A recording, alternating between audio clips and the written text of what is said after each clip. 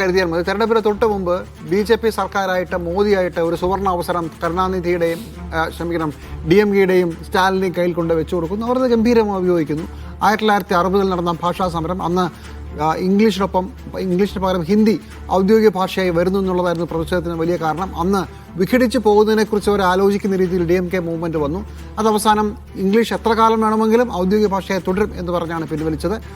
ആ സമരം അവസാനിച്ചതിന് ശേഷം 80കളാകുമ്പോൾ വീണ്ടും ഒരു സമരം നടക്കുന്നു. അന്ന് നവോദയ സ്കൂളുകളിൽ പുതിയ നവോദയ സ്കൂൾ വരുന്നു. അവിടെ ഹിന്ദി കൂടി ഇംഗ്ലീഷിനൊപ്പം തമിഴിനുമൊപ്പം പഠിപ്പിക്കുന്നുള്ളതെന്ന് വലിയ പ്രശ്നം. ആ സമയത്ത് തമിഴ്നാട് നിങ്ങൾ യാത്ര ചെയ്യുമ്പോൾ റെയിൽവേ സ്റ്റേഷനിലെ ബോർഡുകളിൽ ഹിന്ദിയിൽ ആ റെയിൽവേ സ്റ്റേഷൻ്റെ പേരെഴുതിയിരിക്കുന്നത് കരിക്കട്ട കൊണ്ടും ടാറ് കൊണ്ടും മായ്ക്കുന്ന ഒരു വലിയ സമരപ്രക്ഷോഭമൊക്കെ ഉണ്ടായിരുന്നു.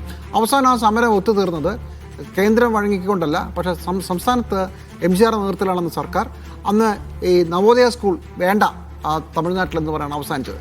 ഇവിടെ പക്ഷേ ഈ വിവാദത്തിനും തർക്കത്തിനും നാളെ വൈകുന്നേരം വരെ ആയുസുള്ളൂ. ഈ ബില്ല് പൊളിഞ്ഞു പോകാൻ പോവാണ്.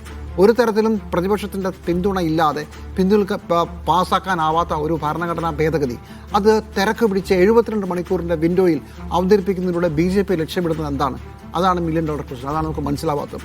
ഒരു പക്ഷേ പശ്ചിമ ബംഗാളായിരിക്കും. പശ്ചിമ ബംഗാളിൽ സുവേന്ദു അധികാരി എന്ന് പറയുന്ന NDAയുടെ നേതാവ്, അദ്ദേഹത്തിന് മമതാ ബാനർജിയോട് അടുത്തുപോലും എത്താൻ പറ്റാത്ത വ്യക്തിപ്രഭാവം കുറവാണ് ഒരു വലിയ പ്രശ്നം. ഒരു പക്ഷേ BJP ശക്തമായ മുന്നോട്ട് വരും. പക്ഷേ മമതയുടെ ഒരു വ്യക്തിപ്രഭാവത്തിന് മുന്നിൽ ഒന്നും ആകുന്നില്ല. ഇനി അതെങ്ങാനുമാണോ ഇങ്ങനൊരു ബില്ല് തിരക്ക് പിടിച്ച് ഈ ഭരണഘടനാ ഭേദഗതി അവതരിപ്പിക്കുന്നതിനെക്കുറിച്ച് നമുക്ക് ബലമായ സംശയമുണ്ട്. അങ്ങനെയാണെങ്കിൽ അത് അത്ഭുതമാണ്. കാരണം 72 മണിക്കൂറിൻ്റെ ഒരു വിൻഡോ പീരീഡിൽ തിരക്ക് പിടിച്ച് 4 ദിവസം മുമ്പാണ് ഈ നീക്കം നമ്മൾ കേൾക്കുന്നത്.